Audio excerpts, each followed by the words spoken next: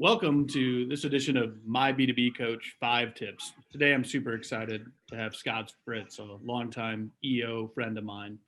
He's an amazing businessman and facilitator. So, Scott, welcome to the 5 Tips program. I'm looking forward to hearing your 5 tips. Why don't you tell the audience a little bit about yourself and then go right into your 5 tips?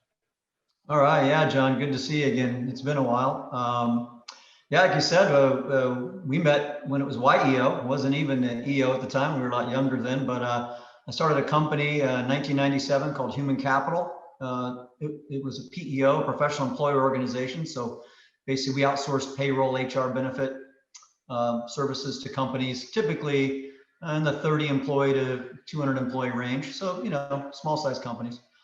Grew that from 97 to 2007, grew it to 170 million. We were in 42 states and sold it in 07 and said, well, now what do I do? So I started working with some clients, EOers, a lot of them, and teaching them how to do what I did, which is how to build a business that you can exit and or just let it sit there and be an ATM. And then I wrote a book called The 40-Hour Work Year in 2010. And all of a sudden I had a bunch of coaching clients that wanted me to just kind of take them through how that worked and how I did it. So since 2010, I've been doing business coaching, speaking, and then I also do angel investing. So I've invested in 38 different angel deals in the last 20 years. So keeps my habit of business in check. Yeah. So, all right. So go right into the top the 5 tips. That'd be great. And as we talked about, I wanted to leave everybody with some real meat and potatoes type stuff. So instead of talking at the 20,000 foot level, I'm going to talk today about building a bonus plan that works, that actually works. Because for those of you watching this, I know if you've done bonus plans, a lot of times they're way more complicated and a problem, quite honestly, than what you wanted them to be.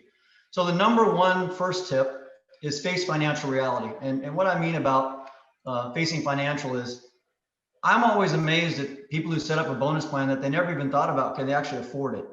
So they put these numbers together, they estimate how much they're going to pay out, and then they find out that, oops, we cannot afford to pay out the bonus plan we created. So can we afford it? In my experience, it's the number one failure because if you can't afford the bonus plan and things start going sideways, everybody's going to sense that's involved in the plan that something's not right, and it's probably going to tank the plan.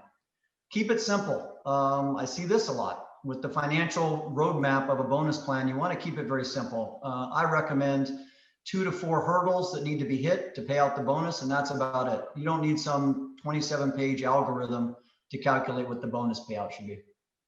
If you do cancel it, again, my experience, it will kill morale faster than anything you can do.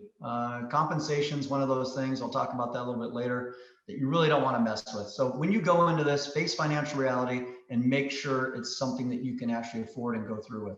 And the way my rule of thumb on this to make sure the bonus plan will work is a 10 to 1 multiple on gross margin. So for every dollar we were going to pay out in bonus, it needed to be a $10 amount on the gross margin line. And that really pretty much kept us in line with being able to always execute on our bonus plans. The second tip, it must pass the ARMED filter. John, you probably remember this from some of the old days in facilitation. So ARM stands for actionable, realistic, measurable, and dated. All right, so it must pass this filter.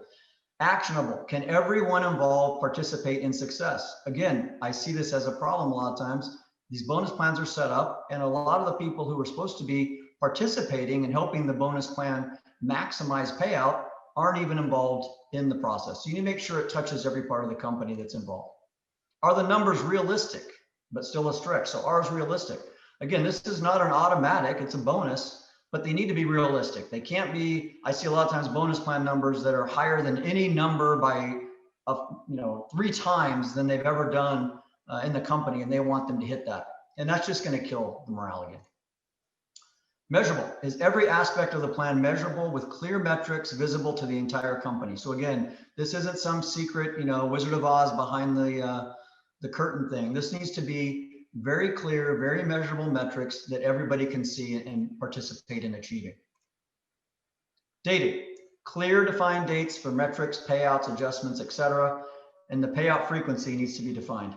I know this might come as a shock, but bonuses that are only paid out once a year don't usually get the results that a bonus that's paid out on a quarterly or even monthly basis. I'm not against an annual bonus plan, but you need to tier it into a monthly or quarterly plan so people stay hungry and excited about what the bonus plan is. If you wait till the end of the year and it's just like a Christmas bonus, I don't believe there's nearly the impact as if you're making sure the frequency is more spread out over the year. Number 3, it must foster an entrepreneurial mindset. So I love this word entrepreneurial. It's thinking like an entrepreneur inside the company, inside an organization. And basically what I mean here is the plan is focused on an owner, not employee mindset.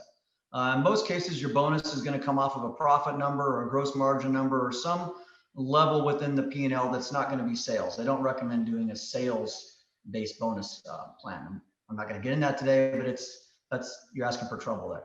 But as an owner of a business, you get paid at the very final day. I mean, if there's no profit, you're not getting paid. So the bonus plan should mirror that kind of a mindset. The payout is based on discretionary effort, not tenure.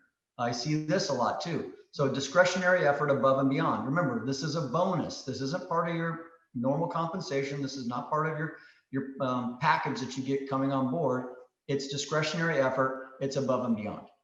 It is a bonus, not a salary or guaranteed pay. I see this again. I was on the phone yesterday with somebody. Well, we're not going to hit our numbers, but I'm going to go ahead and pay it out anyway. That you do what you want, but that is not a bonus. If you're not hitting the metrics and not hitting the numbers, it's not a bonus. It must foster creativity and collaboration. This is not something where you want people just like, oh, I can just keep doing what I'm doing and I don't need to work with the other departments and I don't need to help this other person be successful. You want creativity and collaboration. Again, an owner entrepreneurial mindset. And then a little formula that I like, I just put this on here. Ownership plus measurement equals accountability. I hear all the time from entrepreneurs, my people aren't accountable. How do I make them accountable? How do I get them accountable? Have ownership, have measurement, you will have accountability.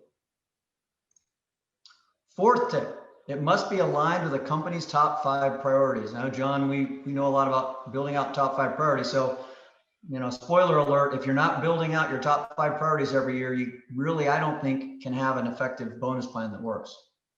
So once you have your company's top 5 priorities for the year, you want to test the metrics and payouts against the top 5.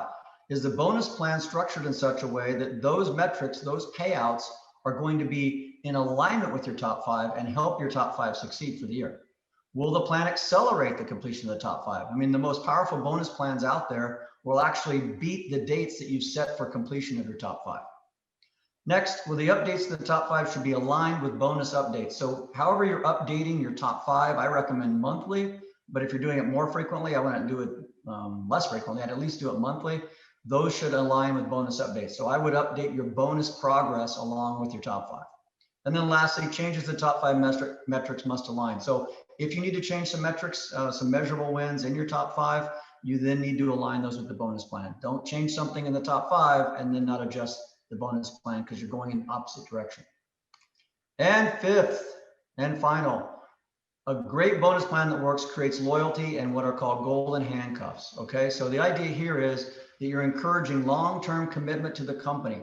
Whatever the bonus plan is, it should waterfall or tier up off other things you're doing to encourage long-term commitment to the company. It should not be a flash in the pan, one and done program.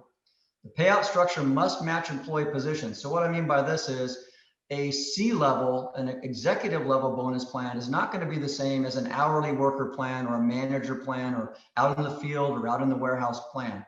You need to make sure that the structure matches the positions. And again, you want to keep it simple, but you want to put some thought into this because where you may want to be doing even some stock options or phantom stock to some of your executives, that probably doesn't ring a bell with people that are at the hourly level or newer to the company. Again, how do you create those golden handcuffs and create loyalty? You want to drive each employee to achieve maximum payout.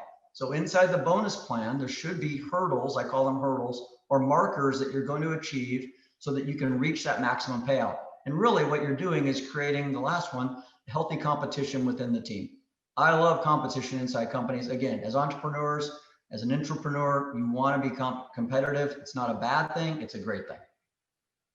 So again, just focusing here, the 5, face financial reality, must fit the ARM filter, must foster entrepreneurial mindset, must be aligned with company's top 5, and it creates loyalty and golden handcuffs. Man, and those are fantastic. That is a great set of 5 tips. And I know people struggle with this all the time talking to business owners. Can you give us some examples of maybe what some good armed hurdles are, the types of hurdles you think make sense for most businesses? Yeah, great question. So again, if you're looking at your top 5, and this is where the alignment comes in, let's say, for example, one of your top 5 was to increase, one of your measurable wins was to increase client retention for the year. So one of the hurdles then would be a client retention number. So let's say you were at, I don't know, 88% last year, and you want to take it to 89. The bonus could be 90%. So it's still a stretch, but it's realistic, but it's a bonus above and beyond what you're wanting to achieve with your top 5.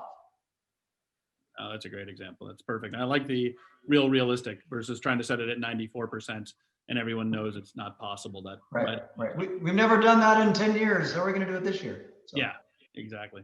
Well, those are great tips. Thank you so much for sharing those. And I wish you the best of luck in everything you're working on. Cool. And you said to show my, how to get in touch with me if they want to get in touch with me. So there it is. People reach out to Scott. He's fantastic. Thank you, John. Thank you.